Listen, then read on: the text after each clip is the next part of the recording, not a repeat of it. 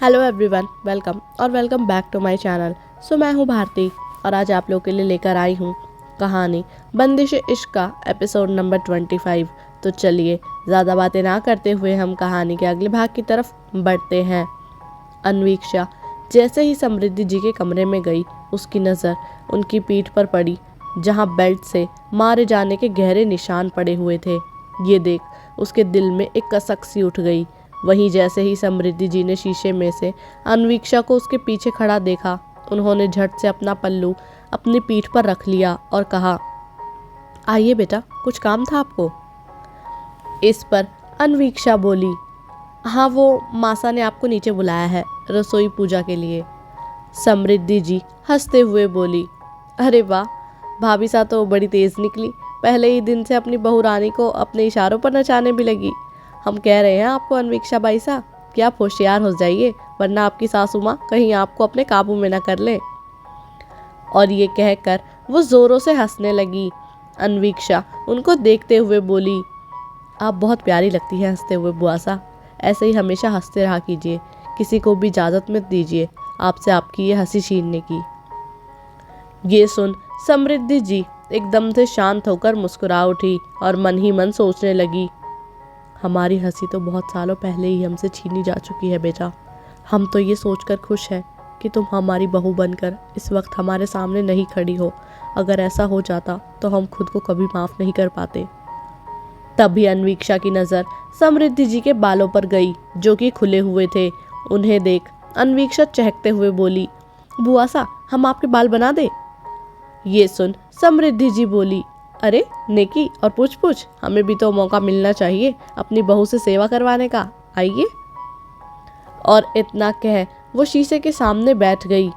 अन्वीक्षा ने कंघा उठाया और उनके बालों को संवारने लगी। समृद्धि जी बड़े प्यार से शीशे में अन्वीक्षा के अक्स को देख रही थी। तभी अन्वीक्षा बोल पड़ी, लीजिए, हो गया। समृद्धि जी मुस्कुराते हुए खड़ी हुई और अपने गले में से एक हार निकालकर अन्वीक्षा को पहनाने लगी। ये देख अन्वीक्षा बोली, ये क्या कर रही हैं बुआ साहब। इस पर समृद्धि जी बोली, ये हार हमने हमारी बहू के लिए लिया था, तो अब उनको पहना रहे हैं। ये सुन अन्वीक्षा बड़ी ही आंखें कर बोली, पर हम आपकी बहू। समृद्धि जी ने इस पर थोड़ा व्यंग्यात्मक स्वर में कहा, क्यों, आप हमारी बहू नहीं हैं? और फिर उनका स्वर कोमल हो गया, विश्वास कीजिए हमारा, हमें ज़रा भी खुशी नहीं होती अगर आप हमारे बेटे की दुल्हन बनकर आती, पर आज जब आप हमारे सामने हमारे हृदयान के नाम का श्रृंगार कर खड़ी हैं तो हम खुशी से फूले नहीं समा रहे हैं। हृदयान कैसे भी हो, पर वो आपको इस दुनिया की सारी खुशियाँ देंगे, इतना हम जानते हैं। खैर, फालतू बातें छोड़िए, नीचे चलते हैं, पूजा में देरी होगी। अन्वीक्षा ने भी उनकी बातों पर सिर हिला दिया और फिर वो दोनों नीचे चली गई। वहीं नीचे किचन में रेखा जी पहले ही सारी तैयारियां कर चुकी थी। उन्होंने सबसे पहले अन्वीक्षा से कुछ रस्में करवाई जो कि वो बड़ी ही संजीदगी के साथ कर रही थी। अंत में उसने चूल्हे की पूजा कर सारी विधियां संपन्न की और रेखा जी और समृद्धि जी के पैर छू लिए। उन दोनों ने ही बारी बारी से उसका माथा चूमा और फिर रेखा जी उसकी तरफ देखते हुए बोली, आज से ये रसोई आपकी हुई छोटी ठकुराइन सा। ये सुन समृद्धि जी भी मुस्कुराते हुए बोली, तो अब जब रसोई आपकी हो चुकी है तो कुछ मीठे के साथ ही आपके हाथ के कुछ व्यंजन हमें भी चखा दीजिए। अन्वीक्षा मुस्कुराते हुए बोली, जी बुआ सा, आप बताइए क्या खाना चाहती है, हम आपके लिए वही बना देंगे। समृद्धि जी उसके गाल पर हाथ रखते हुए बोली, आज आपका पहला दिन है तो आप प्यार से जो बनाएंगी हम खा लेंगे। और इतना कह वो दोनों ही रसोई से बाहर चली गई। अन्वीक्षा कुछ पल के लिए सोच में पड़ गई कि तभी उसके दिमाग में आया, अब हमें यहाँ पर किसी का पसंदीदा खाना तो नहीं पता, तो हम एक काम करते हैं, मृगांका बाईसा की पसंदीदा चीज़ें बना लेते हैं। हाँ, यही ठीक है, पूड़ी, गट्टे की सब्जी, दाल, कचरी का साग, मिर्ची के टिपोरे और मीठे में मूंग दाल का हलवा और गुलाब जामुन और साथ में देसी घी डालकर चावल भी।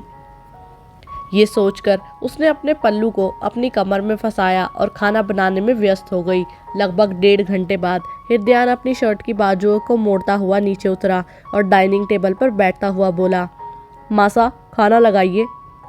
तभी उसके ठीक सामने बैठी हुई मृगांका अपने फ़ोन में देखते हुए बोली, क्यों, मासा आपकी नौकर है?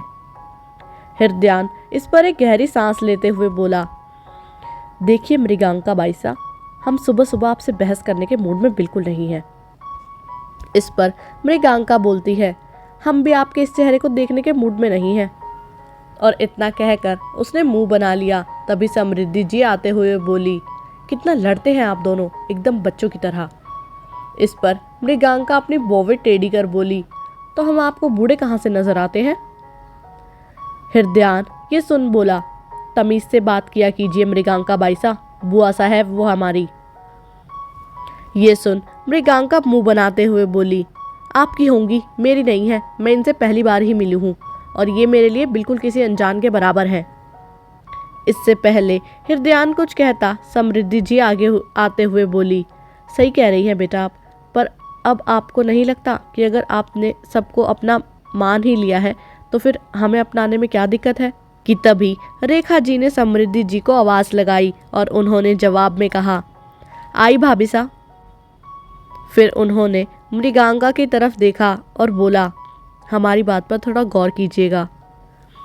और फिर वो मुस्कुराते हुए अंदर चली गई। मृगांका और हृदयान दोनों ही अपने अपने फ़ोन में बिजी हो गए कि तभी घर के कुछ नौकरों ने खाना सर्व करना शुरू किया। हृदयान इतना सारा खाना देखकर बोला, आज सुबह सुबह 56 भोग किस खुशी में? कृष्ण जी आते हुए बोले, आपके ब्याह की खुशी में छोटे ठाकुर, और क्या? इस पर हृदयान सिर्फ अपना मुंह बनाकर रह गया और फिर वो वापस अपने फ़ोन में कुछ काम करने लगा। तभी समृद्धि जी ने उससे पूछा, मूंग दाल का हलवा खाएंगे आप छोटे ठाकुर? हृदयान ने बिना उनकी तरफ देखते हुए कहा, यह भी कोई पूछने वाली बात है बुआ सा? उसका ध्यान अभी भी फ़ोन में ही था कि तभी आगे एक हाथ आया और किसी ने उसे हलवा परोसा और जैसे ही वो शख्स पीछे होने लगा उसने झट से उसकी कमर को पकड़कर हक कर लिया और बोला, I love you so much, कितना ख्याल रखती हैं आप हमारा। उसके ऐसा करते ही सबकी हंसी छूट गई। समृद्धि जी ने कहा, छोटे ठाकुर, शादी होते ही मान मर्यादा भूल गए हैं आप? ये सुन हृदयान ने उनकी तरफ देखा और फिर उस शख्स की जिसे उसने पकड़ रखा था। अन्वीक्षा अपनी बड़ी बड़ी आंखों से उसे देख रही थी।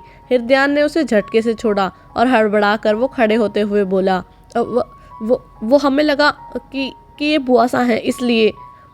मृगांका इस पर हंसते हुए बोली, क्यों, क्या हुआ? हृदयान ठाकुर को कभी धोखा ही नहीं होता ना, फिर आज कैसे? सच बताइए, गलती से हुआ या बहाना बना रहे हैं? और ये कहकर वो जोरों से हंसने लगी।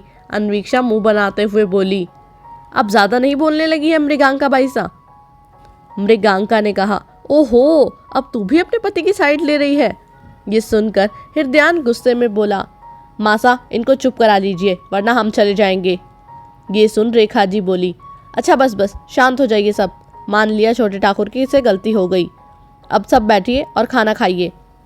कि तभी मितेश और सक्षम बिजनोरिया वहां आए और उनके आते ही सबके चेहरे के रंग और मुस्कान दोनों चले गए।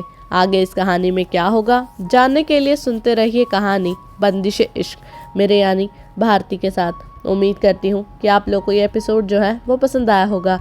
अगर आप लोग को ये एपिसोड पसंद आया तो वीडियो को लाइक करना, चैनल को सब्सक्राइब करना बिल्कुल भी ना भूलिएगा। बाकी जब तक नेक्स्ट एपिसोड आता है तब तक के लिए बाय एंड टेक केयर।